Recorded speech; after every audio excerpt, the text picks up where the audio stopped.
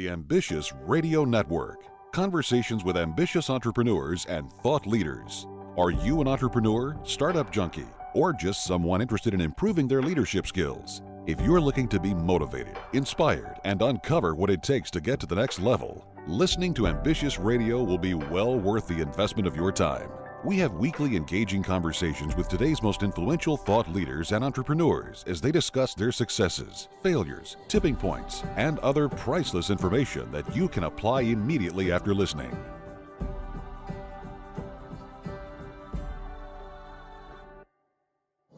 And welcome to the show. Good to have you right here. It is Ambitious Radio, hosted by our friend Doug Parker, talking about entrepreneurship and leadership while interviewing interesting people and what makes them ambitious. Now, you know the show wouldn't be possible without our sponsors, Grasshopper.com, the entrepreneur's phone system. You know, most of the time, small business owners need to personally guarantee any loans that their companies take out. That can be kind of tough to do if you have credit issues. So if you have less than perfect credit, go to RepairMyCreditNow.com for a free credit report evaluation. RepairMyCreditNow.com. Doug, what do we have going on today? I'm very excited about the guest that we have on today. This young lady has a passion for other young ladies, and she's going to get into all the depths of what exactly she does. But Cupcake Villafuerte has created SEÑORITA after volunteering in various social organizations. In addition to the social and entrepreneurship that she's done, she's also the creator of a company in Peru that offers decadent and delicious cupcakes, as well as she is a kickboxing instructor. Welcome to the show, Cookie. How are you? Well, Doc, thank you so much. I'm so excited to be in your show and share this time with you. Well, I'm excited to have you on the show. You know, we have different individuals, and a lot of times we'll have authors or, business people, and there's lots of great things that they share. But when, Robin Valtudo from the station had mentioned kind of your story, it was very intriguing. It's a little bit different than some of our interviews. However, it is very ambitious, the things that you're doing, and we're going to get into a lot of those things here in the next segment. But right now, tell us a little bit about what I left out in the intro. Tell us a little bit about who you are, where you're from, and kind of growing up. Yeah, of course. I would love to share that. Well, my name is Estefania, but everybody calls me Cookie since I was a little girl. I'm from Peru, from a city called Arequipa. It's in the south part of Peru. So I was born and raised there. And when I was 14 years old, my family moved to the States, to the United States. So after that, I went to high school, college, university, and here in the Dallas area. And once I finished university, I always wanted to go back to my country, not just to visit, but actually to live. So after living for almost 12 years, I decided to go back and have the experience in living in my country as an adult. Very good. Now, where did you go to school here in Texas? I went to Frisco. I went to Centennial High School, and then I went to Collin County, and I graduated from UTD with a finance degree.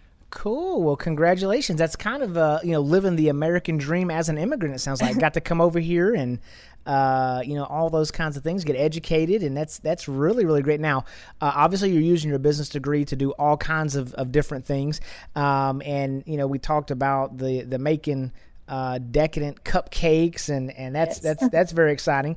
And so let's talk about, from a point of obstacles. Now, I don't know, what all in life that's been dealt to you, but pretty much everybody has things that they have to overcome and persevere through, unless they're just born with a silver spoon in their mouth. But with that being said, talk about, maybe the transition of moving here from Peru and Frisco, Texas, which there's, obviously probably how many ever years ago that was, there probably wasn't a lot of folks from Peru hanging out in Frisco. So what was that transition like for you? Well, definitely it was a big challenge, not just for me, for my entire family. It was a new culture.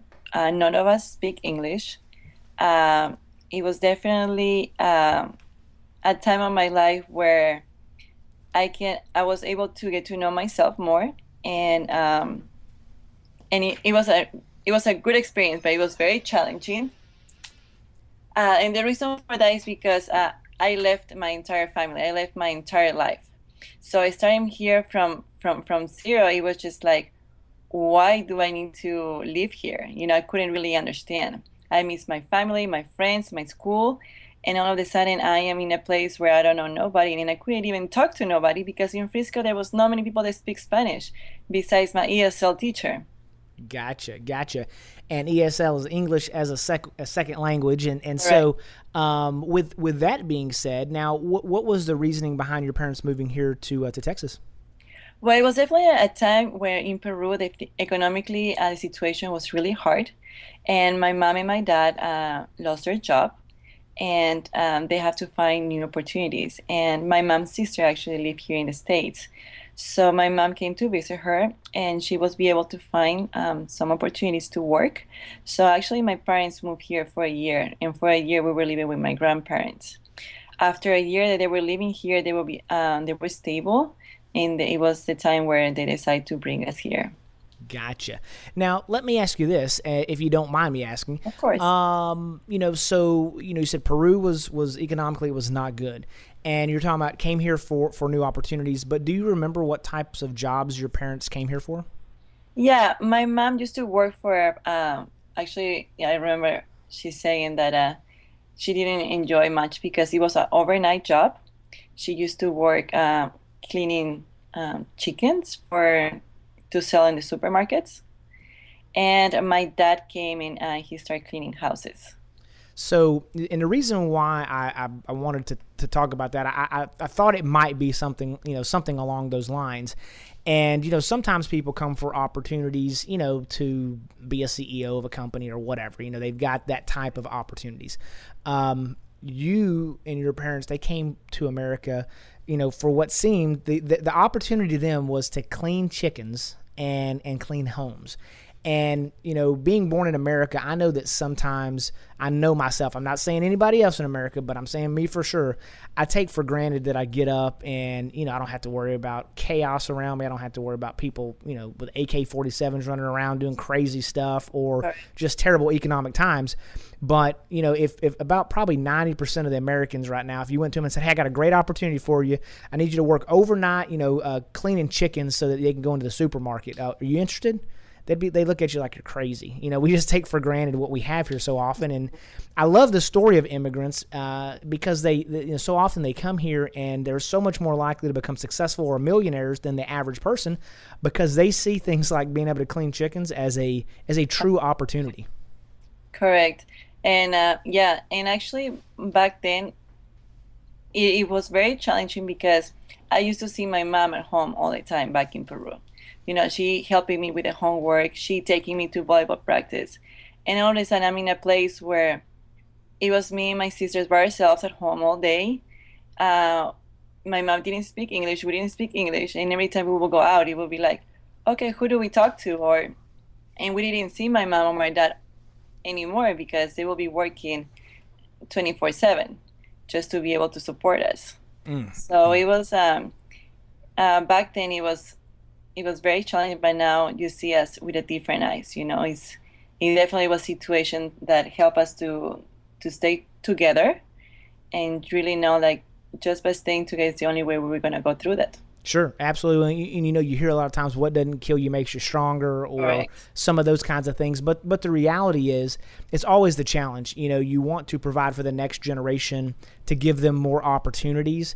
But, when you look back at your life, if you hadn't had those challenges, that's what's given you the skill set to deal with the things you deal with now. So it's very a delicate balance of how to do for them and give them more opportunities without making them, just so soft that they can't, deal with whatever comes their way. So now when it comes to, ways to get better at things and to grow, are there any specific things that you do to help you expand your knowledge and those kinds of things? Well, to be honest, you never need to stop learning. Like learning, you're never gonna go to the top. So definitely, what helps me is reading books. I really enjoy personal development books. I surround myself with people that kind of have the same mentality about making a difference, how I can help my neighbor, things like that.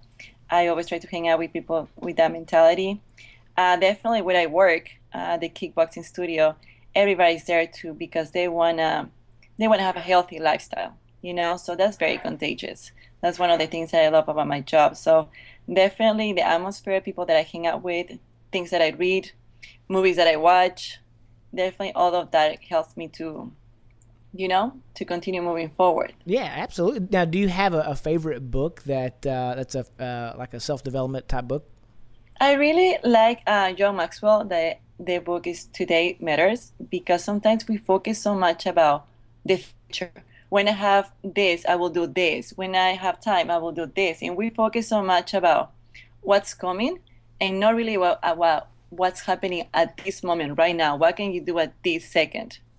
So it really gave me a perspective not to wait for something to happen for you to be able to do something. Like, do it now with the tools that you have at this moment.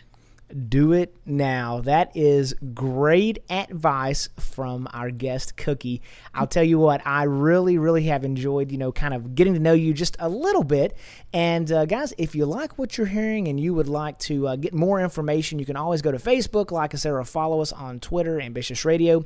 Tune in after a brief word from our sponsors when we're going to be hearing more from Cookie and her career pursuits, what she's really doing in the kickboxing world and making cupcakes, also with her nonprofit Señorita, right here on the Ambitious Radio Network.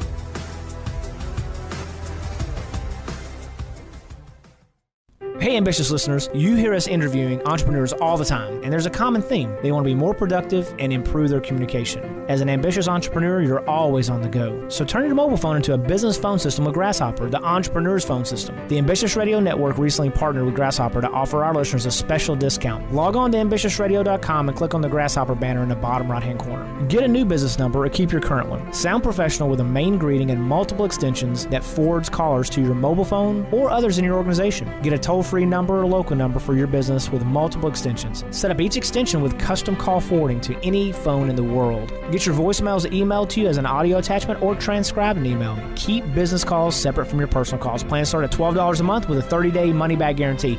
Remember to click on the Grasshopper banner at ambitiousradio.com for a special discount for our listeners. Join the over 150,000 small business owners that have stayed connected with Grasshopper. See how Grasshopper works? It's the entrepreneur's phone system. Turn the world into your office.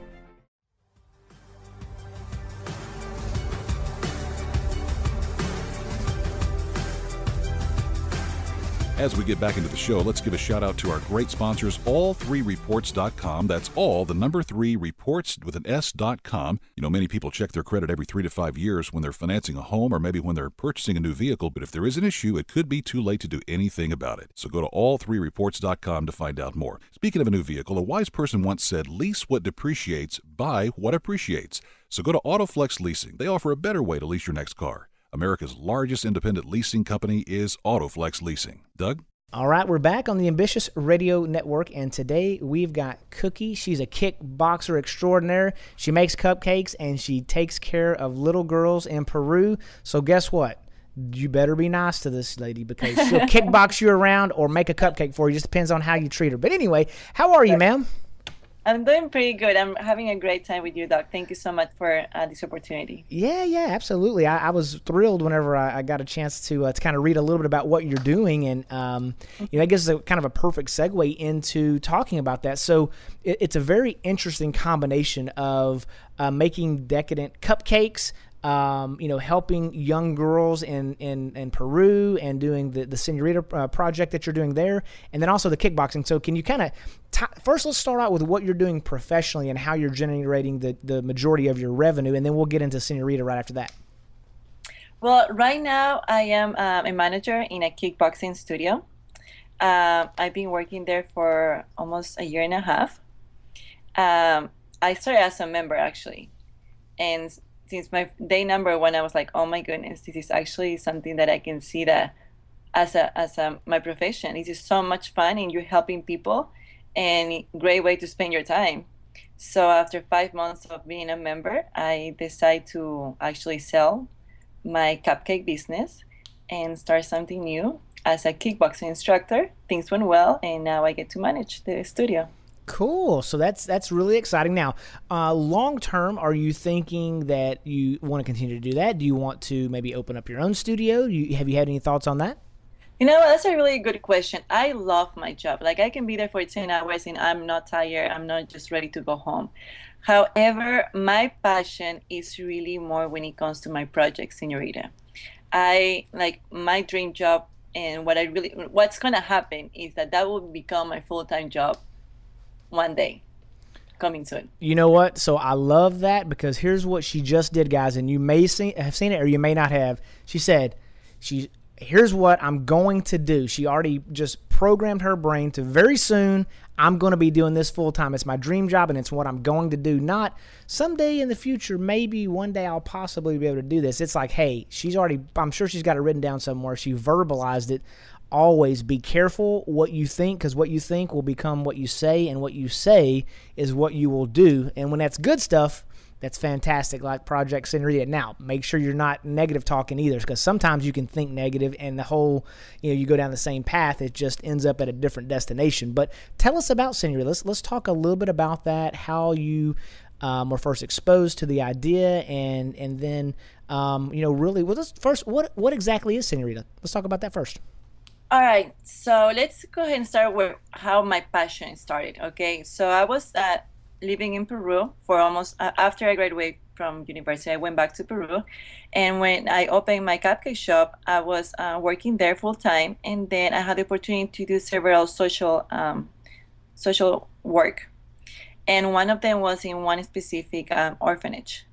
And day number one, I was just so in love with all the kids there. And I was like, oh my goodness. I don't really enjoy spending time with little kids, but that day I was, my completely feeling or perspective changed.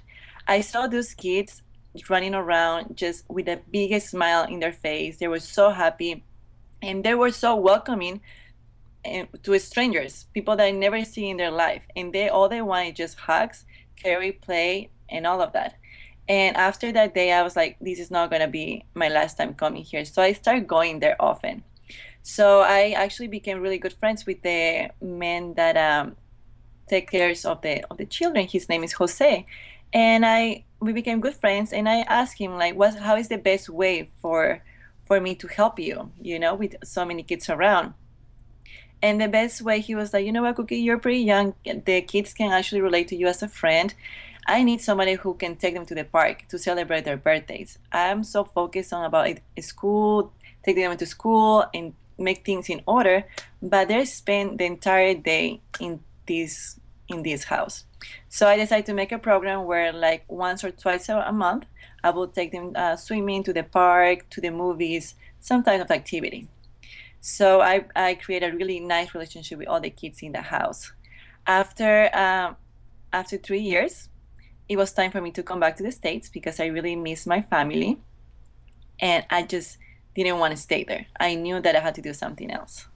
So that's where Señorita came to my mind, how I can help without being there physically. And he was like, well, most of our girls that are turning 18, they're facing a problem. And what was the problem? Once they reach the legal age, they have to leave the orphanage, and they are left to fend for themselves. And what's happening is that most of them either end up pregnant and without a job, and they go back to the orphanage, and the circle continues again. So in my mind, I was like, okay, how can I do something that will stop this from happening again? So I always thought of education is the key to solve so many problems.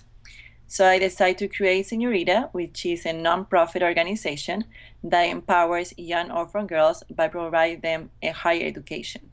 So what we do, we give them a full scholarship that covers tuition, transportation, clothing, and books. That way they can study a specific skill. That way they can get a better job, and they also get emotional mentoring throughout the entire program. That way each one of them has their own mentor, and the mentor just makes sure they're doing okay, grades are good, attendance, and all of that. And so far we've been having really good results. They're about to finish their first year. So I'm very excited because they all got really good grades. All the girls are very excited, and the project seems to be working very well.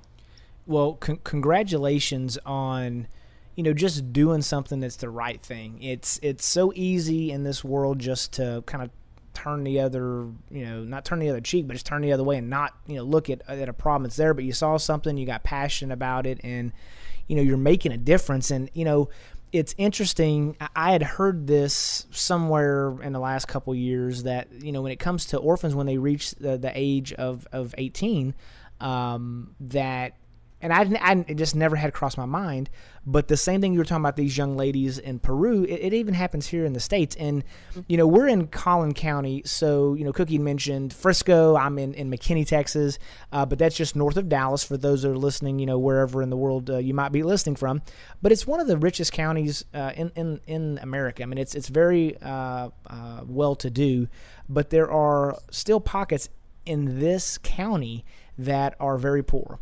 And these kids that, they turn 18 years old, I think here in Texas, I think they get through their senior year of high school. But still, whenever they reach, their senior year of high school, they are literally like put out on the street. I mean, and it's crazy. They're technically adults, but we all know 18-year-old kids, and I've got, or young adults, I should say. I've got a 19 and a 21-year-old.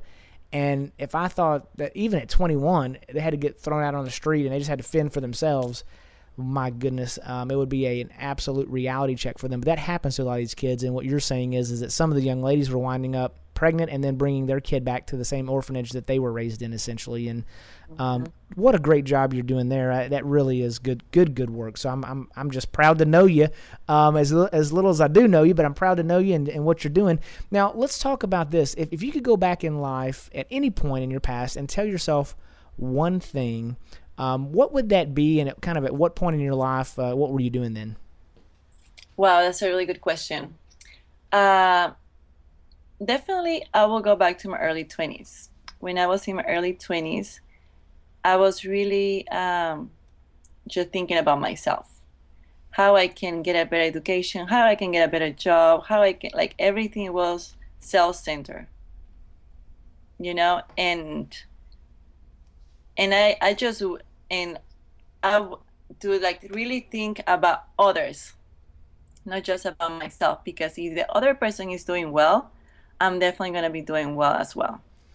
That's good stuff. And a lot of times we think about, it's a natural thing. I mean, I was at church the other day at some point, and somebody was talking about, we're born selfish. And if you don't believe it, just look at any kid they can't even hardly talk. But you put two little babies in a room together, and they're maybe a year and a half or 2 years old, and there's a toy there, and one of them grabs and says, "Mine." We've all seen little kids do that, and it's a natural instinct that we have, and it's tough to overcome those things. But the reality is it sounds like there was an emotional situation where these little kids, all they wanted was your attention and your hugs. They didn't want your money. They didn't want nothing else, just your attention.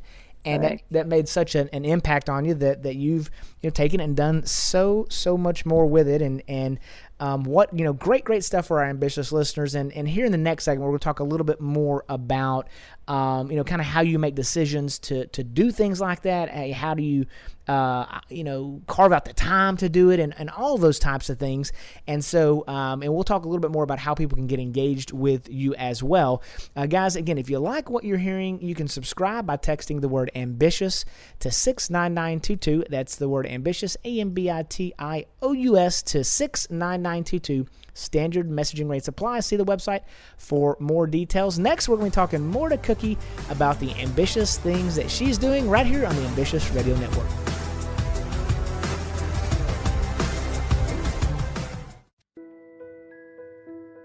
Could you lose your career because of your faith? Could your pastor be sued because of his sermons? Can students and teachers be punished because of what they believe about God or what they say? Can the government or even your employer force you to violate your beliefs?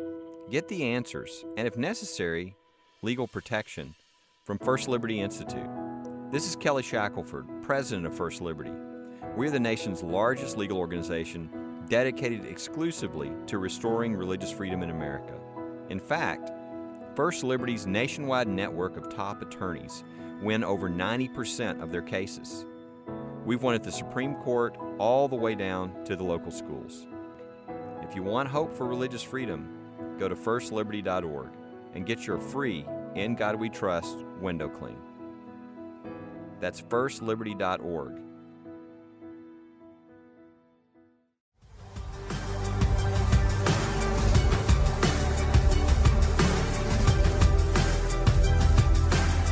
Back in here on the show, it's Ambitious Radio Network. Hey, are you thinking of expanding your business but don't want to spend tens of thousands of dollars on a new phone system?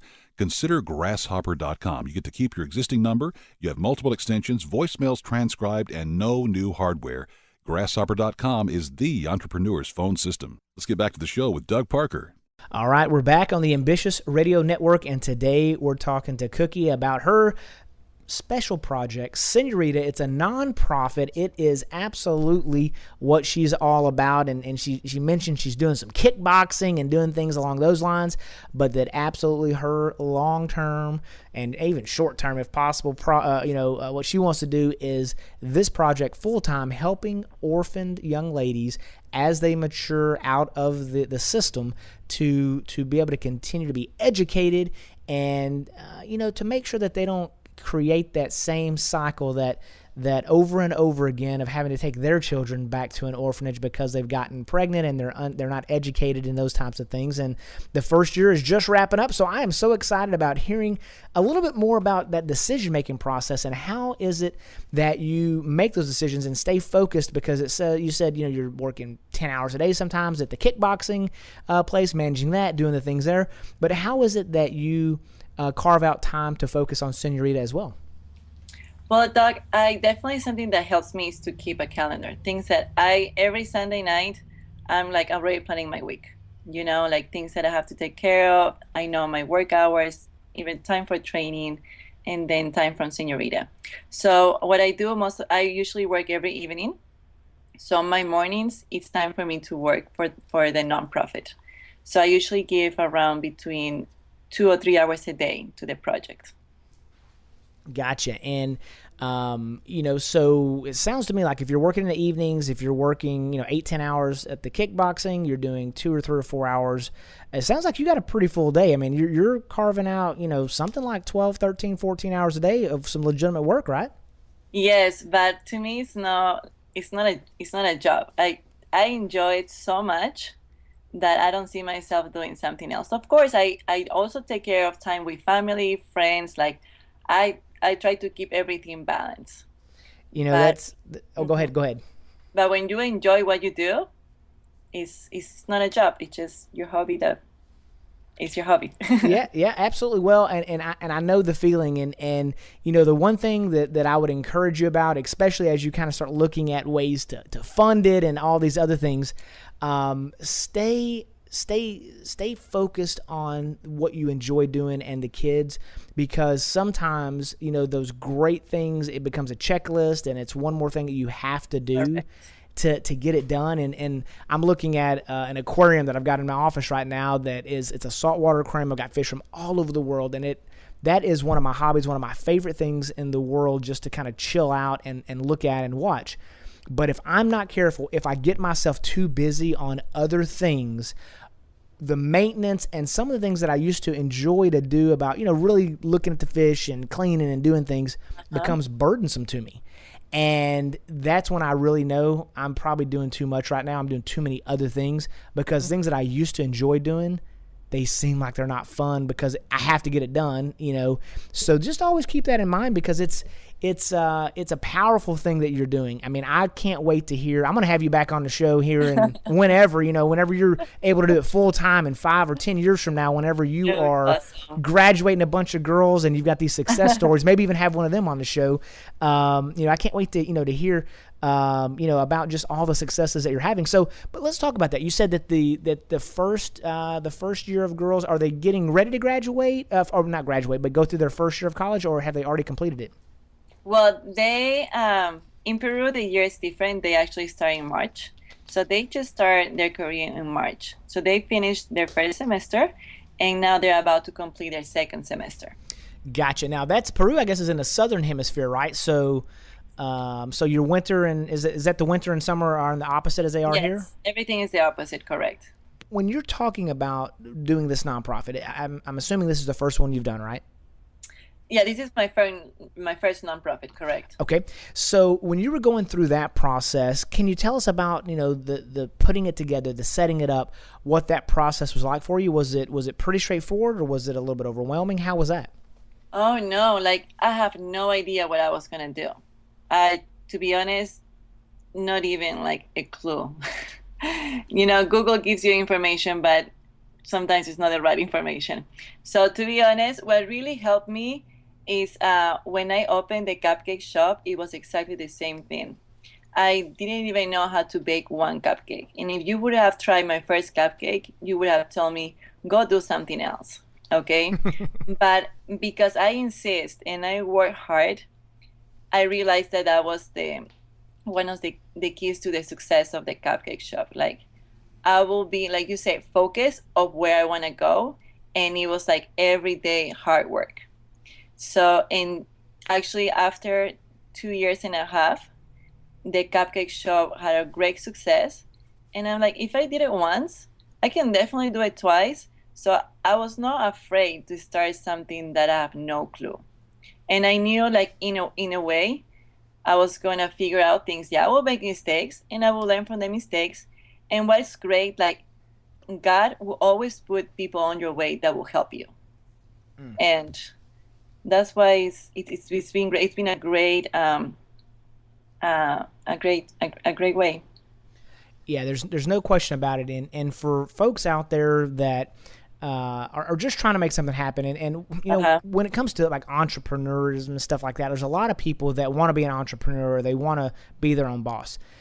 And and they just don't like their boss, so they want to quit and do something on their own. You got to be careful about that kind of stuff, guys, because frankly, if your drive and the reason why you really want to do it is not strong enough, you'll give up, because it's not easy, and it can be overwhelming. And you talk about you wanted to make cupcakes. I thought that was kind of funny. You said I probably wouldn't like the first cupcakes you made, but yet that's what you wanted to do, and you just kept consistent and persistent and found a way to get to the point where you could explain them as decadent cupcakes, very great tasting cupcakes, and then you started a nonprofit. But your passion is so significant that you're willing to work 12, 13, 14, 15-hour days and make sacrifices to get to the point where you can help these kids and make a difference in their life. And that's very, very, very powerful. Now, I know you said that you really weren't, fearful of doing that, but did you have any fears throughout the process? Was there ever a situation that you were like, oh my goodness, what am I going to do now? That feeling have crossed my mind many times, but I didn't let it stay in my head for no more than one day. I was like, okay, if this is not working, what can you do? Like, I was always trying to find a solution. Definitely when it comes to money, right? Because, I don't make a lot. I'm a kickboxing instructor. There's not like I make a lot of money to do that, no? So just really look at my budget, see where do I need to cut off. The good thing is, like, I don't have a family, I don't have kids, so that's a plus. If I make a mistake, I'll be the one that will pay in the mistake, not anybody else. So that way, I'm not afraid that I will be hurting somebody else. Sure. So money was always my mind. Money was like, oh my gosh, I'm not gonna have enough. What do I do? But just spread the word. Spread the word about what you're doing. So, Cookie, let me ask you a quick question. So, I know that you mentioned as a kickboxer that you weren't making, or a trainer, you weren't making just a ton of money there. So, how is it that you generate the majority of the revenue to fund Señorita and the scholarships for the young girls? All right. So, the way the nonprofit works, we do accept donations, and we do have an online store where we sell sterling silver jewelry from Peru, and those are the two ways that I get to fund the scholarship for the girls. Very good, very good. Okay, well, that makes a lot of sense, and we got to wrap up on this segment real quick, and it's ambitious times. There's no question about it. And after we hear a brief word from our sponsors, we'll be discussing more with Cookie, what she does to recharge her ambitious body, mind, and spirit right here on the Ambitious Radio Network. Here's another RepairMyCreditNow.com story. Home ownership. It's the American dream. It's a goal you've always hoped to achieve. You've spent countless weekends looking for the perfect house on the ideal block. The rates are low and you've saved enough for the down payment. Unfortunately, now the mortgage company says there's a little hitch. Okay, let's be honest. It's a gigantic, gargantuan hitch. It's your credit. And it looks like your estimated house payment will be a lot more. www.repairmycreditnow.com. Hello, this is Doug Parker with RepairMyCreditNow.com. Do you have less than perfect credit, a repo, maybe some late payments, a collection account? Are they being reported accurately? Studies show that over 70% of Americans have inaccuracies on their credit reports. Where do you fit in? Go to RepairMyCreditNow.com for your free credit report evaluation. And remember, your credit is your future. If you want to get started now, log on now. RepairMyCreditNow.com. RepairMyCreditNow.com. www.repairmycreditnow.com.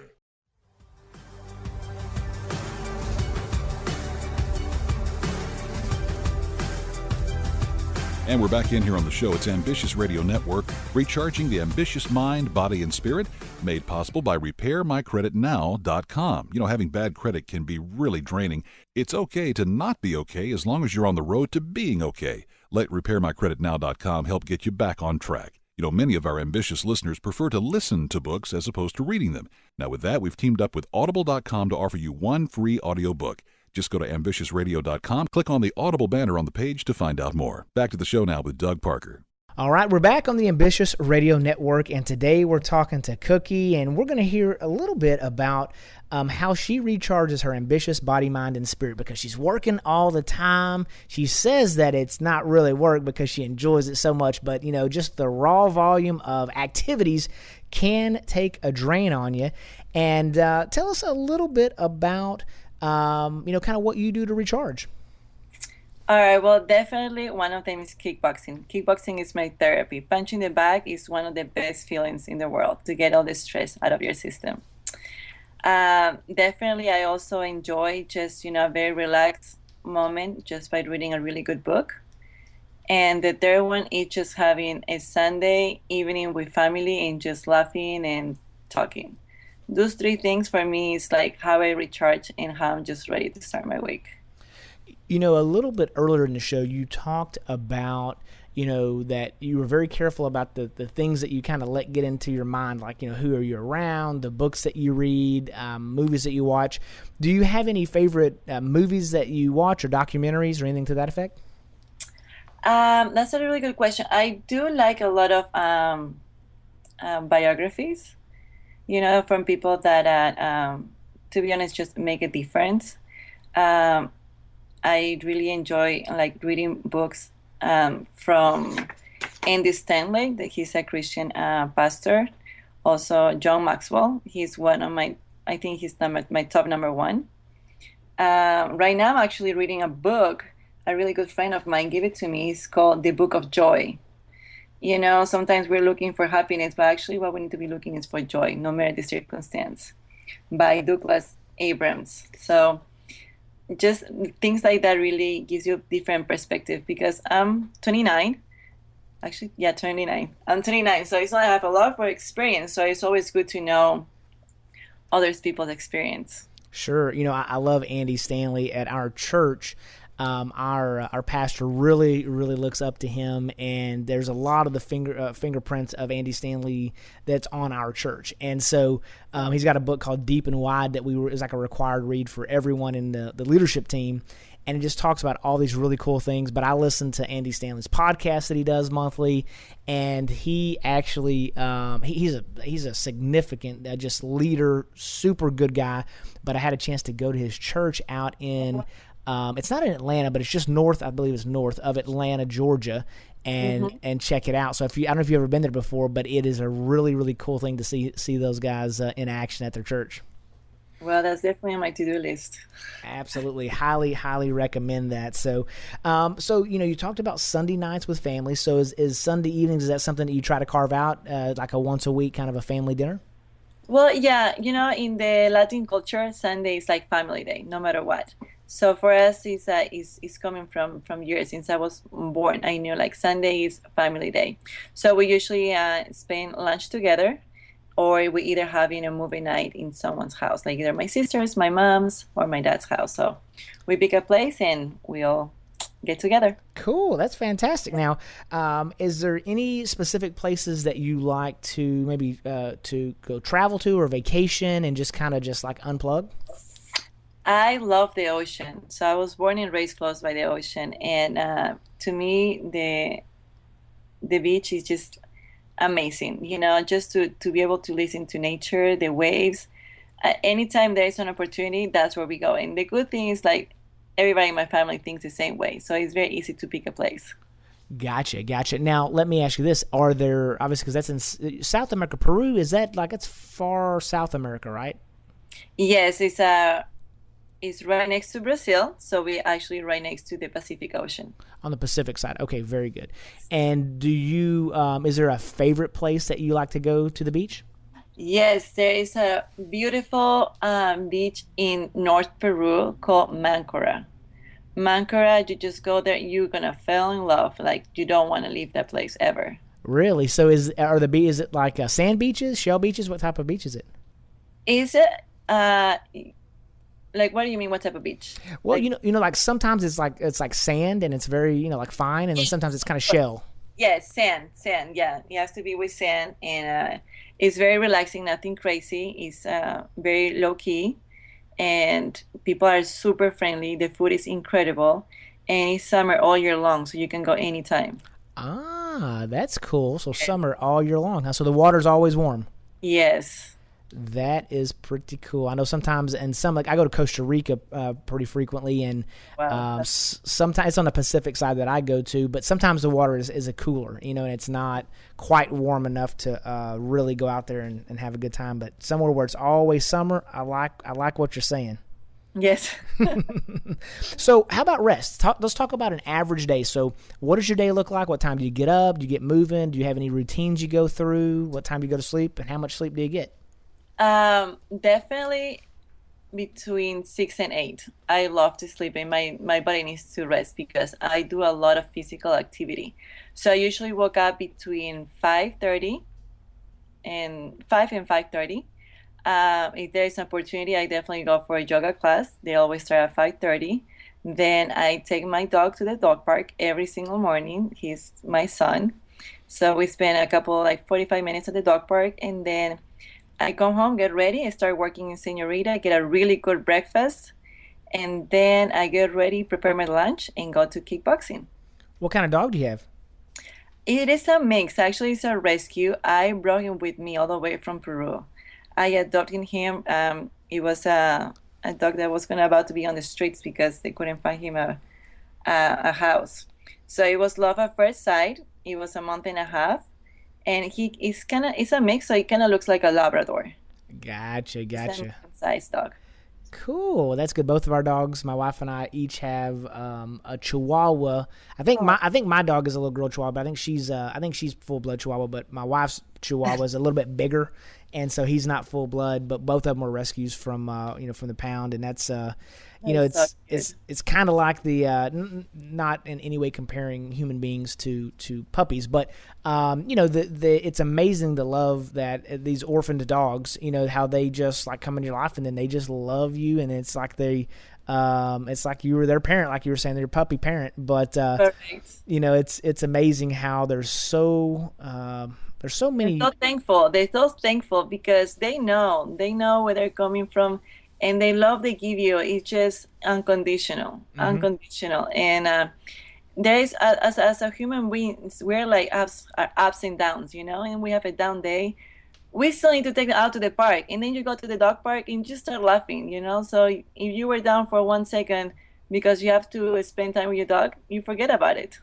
So it's a great, sometimes like there is a quote that says, "Who rescued who?" So I always ask myself that, who rescued who? Oh, that's sweet. That is really, really cool. Well, that just goes to show you that, there's a lot of things out there that need love. There's humans that need love. They need attention. They need help. There's abandoned puppies out there. There's all kinds of things. And, you know, you can make a difference for sure. And it kind of reminds me of that story, of that little kid, you know, he's like throwing on the beach, just throwing like crazy. And this old man walks up to him and is like, "What the heck are you doing, kid?" And he realizes that he's throwing starfish out into the ocean. And because the high tide had gone out, and it was low tide, and all these starfish were like going to basically die if they didn't get back in the ocean. And the elderly man says, "You know, kid, you can't possibly make a difference. Why are you even doing that? You know, there's thousands of starfish here." And the kid picks up one of them and throws it out in the water and says, "I made a difference for that one." Correct. And, you know, I'll tell you what, I know that you're making a difference for that one, that young lady, and the next young lady, and it'll probably be kind of break that generational curse and help really make a huge difference. So let's talk really in closing. We got maybe a minute or two about, you know, if people wanted to get engaged and support Señorita, how would they go about doing that? And then how do they get engaged with you? Are you social? Are you on the internet, you know, LinkedIn, Facebook, that kind of stuff? Yes, actually, I'm very open. Like, I don't mind giving my personal Facebook, because I really want people to get to know the real me. You know, this is real. This is not just a corporation or something fake. I really want people to get to know me, so they can definitely go to my Facebook, which is Cupcake Villafuerte, and they can also go to the Señorita website. It's señoritaperu.com. We also have a Facebook Señorita Peru. We also have Instagram, Señorita Peru, and they can always send me an email to hello@señoritaperu.com. Perfect. And we will put links to all that stuff on our Ambitious Radio page. You'll just be able to search for Cookie, and we will make sure that we put all that good stuff on there so that they can get involved, give back, and really make a difference. You are on the front lines of making stuff happen, and it takes, you know, time, it takes talent, and it takes treasure to make those things happen. So guys, if you're interested in donating some treasure, you know, happy to, I'm sure she'd be happy to accommodate there, and just go to señoritaperu.com. And I want to thank you for coming on. Like I said, it's a little different show than kind of what we traditionally do, but it's very ambitious and it's very exciting, and I'm glad that I got to meet you. No, same here, Doug. I appreciate your time. I've been listening to your radio show, and it's outstanding. You taking your time and getting to know all the entrepreneurs that are trying, like you say, try to make a little difference in the world. And thank you so much from the bottom of my heart. Well, you are so welcome. And guys, make sure you tune in on Wednesdays to Ambitious Radio, where we interview thought leaders and exciting entrepreneurs changing the faces of their organizations, and ones like Cookie that are changing the lives of people in Peru. Remember, you can make money or you can make excuses, but you cannot make both. So go out there and be ambitious. Thank you for listening to the Ambitious Radio Network, hosted by serial entrepreneur Doug Parker. Join us weekly as we have engaging conversations with ambitious entrepreneurs and thought leaders on topics that can be applied immediately after listening. Like what you've heard? Listen to other interviews at ambitiousradio.com or subscribe on iTunes.